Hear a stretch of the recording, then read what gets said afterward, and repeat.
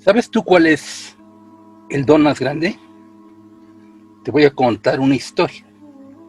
Hace unos días, al estar observando el universo, me dio la impresión de que hay un sistema magníficamente ordenado y armonioso, pero no pude conciliar esta maravillosa experiencia con el hecho de que en mi ciudad, como en muchas otras en el mundo, hay un gran incremento de la violencia.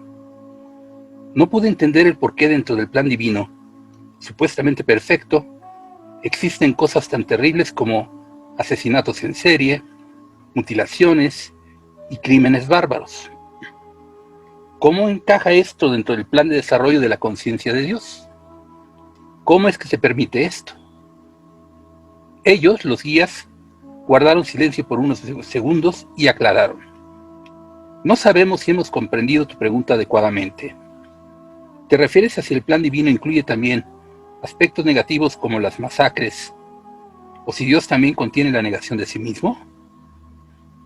La pregunta, trate de explicar, más bien se refiere a, ¿es necesario todo esto? ¿Es necesario que ese plan de Dios incluya la crueldad extrema, por ejemplo? Es una pregunta un tanto difícil. Te la vamos a tratar de plantear en un primer nivel. En otros momentos podríamos tratar de explicártelo en otro, y así sucesivamente, porque es una pregunta muy profunda. En primera instancia te podría decir, no es necesario. Sin embargo, el libre albedrío de ustedes ha hecho que lo sea. No pude contener uno de los argumentos que desde hace mucho se han esgrimido contra el libre albedrío. Su aparente falsedad, ya que es algo que nos ha sido impuesto. Ello dio pie a un diálogo muy enriquecedor sobre un tema que la filosofía ha debatido por siglos. Pero el libre albedrío fue creado por un ente divino, no es producto de la naturaleza humana. Eso es cierto, pero el producto de ese libre albedrío es lo que tú puedes observar y lo que te horroriza. Pero a final de cuentas es producto de la conciencia divina. Esa es la parte más profunda de la pregunta. Es como un extremo distinto de lo que es la divinidad. Es el extremo que puede o no elegir el libre albedrío. ¿Comprendes? No del todo. El punto que quizá me causa más problema es el siguiente. Si incluso las religiones más opuestas entre sí coinciden en afirmar que Dios es amor, que Dios creó al hombre por amor, cuando uno ve los resultados de esta creación en la forma de crueldad, uno se pregunta, ¿esto es también parte del amor? Sí, definitivamente te estamos contestando. Sí, es parte del amor. Por eso hablamos de contestar en distintos niveles. Te lo explico de otra manera. Cuando tú llegas a comprender que en realidad esto es apariencia, que las mutilaciones son aparentes, que la muerte es aparente, que el sufrimiento es apariencia, porque lo divino es el amor y lo eterno es el amor, en esos momentos uno comprende la respuesta. Por eso decíamos que el libre albedrío quizá, en ciertos momentos, sea utilizado para realizar actos en contra del amor, o lo que tú conceptualizas como amor. Pero lo que no se entiende es que eso te trae una consecuencia de amor. Tú vas a aprender de tu propio acto. Eso es amor. Claro que ese concepto puede ser distinto al que ustedes tienen, por el cual piensan que el sol brilla y todo el universo está feliz. El sufrimiento y los actos aparentemente en contra de lo que es el amor son finalmente respondidos con amor.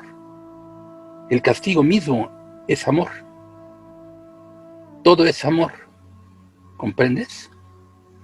Porque solamente a través del amor, solo a través de esos aprendizajes, incluyendo lo que se considera castigo, aunque no es muy correcta la palabra, lo sé, solo a través de ese karma se expresa el amor. Eso es lo que queremos comentarte para que tengas tiempo de asimilarlo, dado tu concepto terrenal de lo que consideras amor y felicidad. No sé si eso responde en algo a tu pregunta, o si te horroriza pensar que mi padre expresa amor de esta manera. No me queda totalmente claro, porque como dices, tal vez por mi nivel de entendimiento no puedo comprender que dentro del libre albedrío se pueda lastimar, dañar, mutilar, horrorizar, llenar de vergüenza y dolor a otro, y eso sea un acto de amor. Te podría poner un ejemplo si lo deseas. Te lo agradecería mucho. Pongamos el caso de un ser encarnado pequeño, de un niño. Tú eres adulto y eres su padre. Ese ser juega, construye cosas, tiene sus juguetes, sí.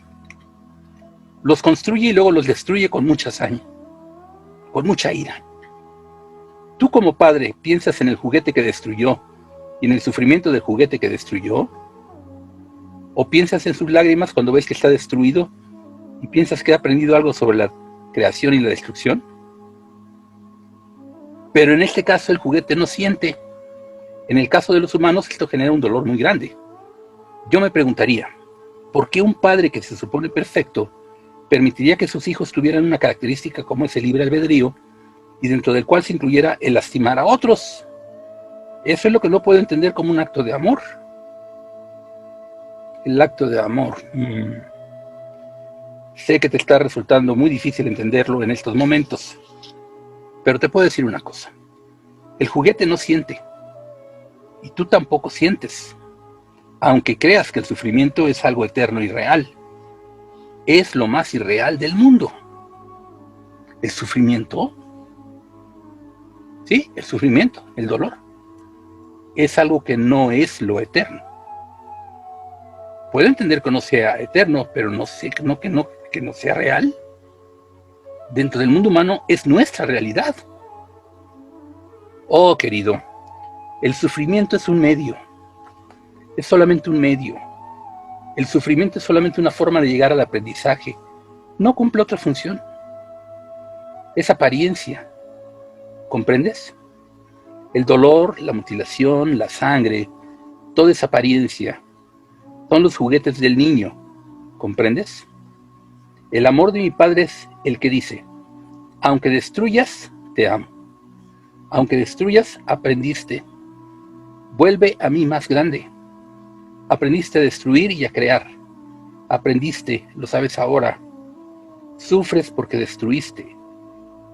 Quien destruye, sufre también. No lo olvides. Creo entender esta parte. Tal vez la pregunta se remonta a algo que leí hace tiempo respecto a los distintos hijos de Dios. Las distintas condiciones de ellos. No sé si sea cierta esa información. Me gustaría que la corroboraras o la desmintieras. Es respecto a que hay diferentes tipos de hijos de Dios. Algunos que fueron creados perfectos y viven en la perfección y no requieren del mundo evolucionante. Hay otros dentro de los cuales nos incluimos los que estamos en la Tierra, que requerimos de este mundo dual. Mi pregunta original iba más bien en el sentido de por qué crea Dios a este tipo de hijos que tienen que sufrir y por qué no nos quedamos como los otros que son perfectos, que nacieron perfectos y que seguirán siendo perfectos hasta el final. Sería muy divertido de mi parte decir por qué. En el nivel desde el que te estoy hablando, Dios es evolución. Para todos seres es necesaria la evolución. Quizá tu pregunta es por qué algunos seres necesitan la evolución, como aquí en la Tierra, y por qué hay otros que necesitan la evolución como en otro sitio, como en el cielo, por decir. En ese lugar tú podrías observar a estos seres y dirías, pero estos son dioses.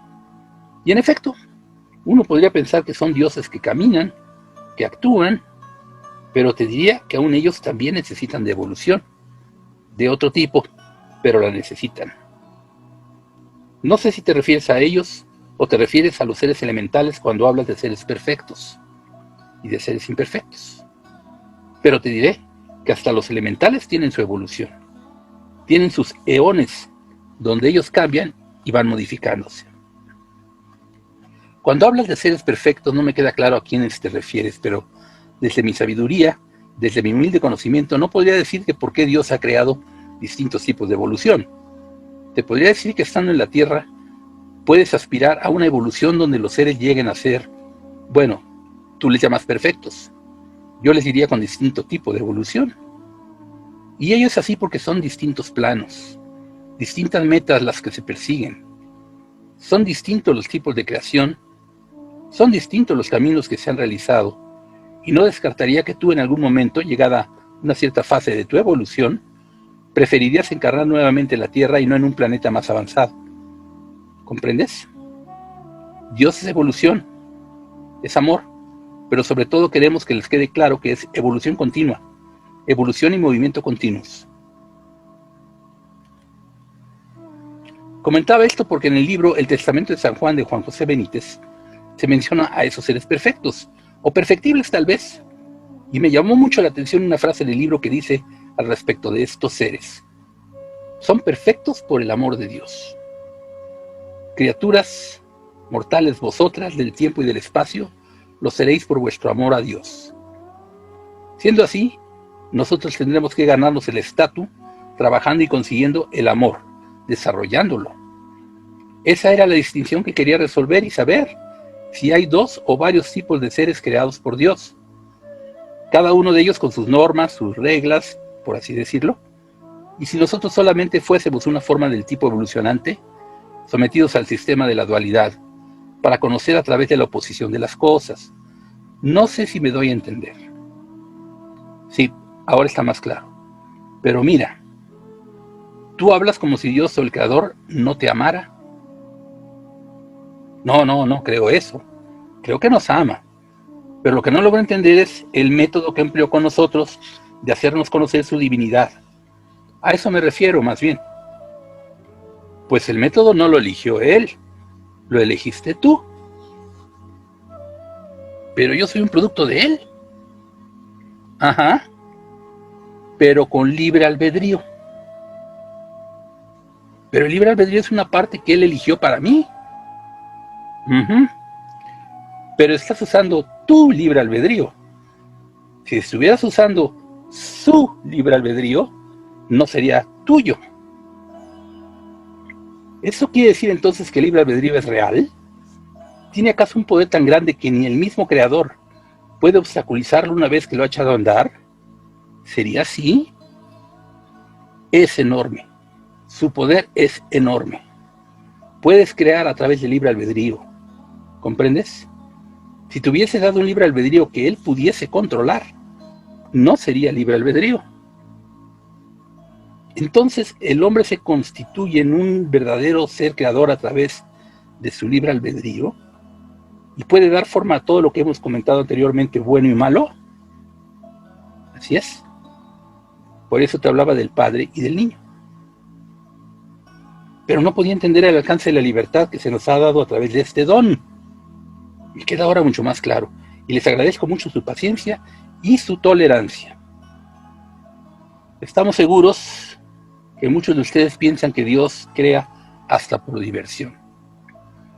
Pero en una respuesta pequeña, corta, de una pregunta tan amplia, complicada y profunda, te diríamos: Dios ha creado al hombre por amor, solamente por amor. El don más grande, el libre albedrío. Tal es un texto el que leí y que refleja una conversación sostenida entre un ser humano y los guías. Ellos les llaman los guías, un cúmulo de seres muy altos que se acercan a la humanidad por medio de canalización y le dan a los seres a los que alcanzan a contactar de esa forma, por medio de canalización, respuesta a sus preguntas, cualquiera o cualesquiera que éstas sean. El libro lo tengo en mis manos, te lo voy a mostrar, se llama Bajo la guía de los maestros, contactando con el ser verdadero, y está escrito por Ramón Esteban Jiménez. Es este. Espero que alcance a verse más o menos bien la portada.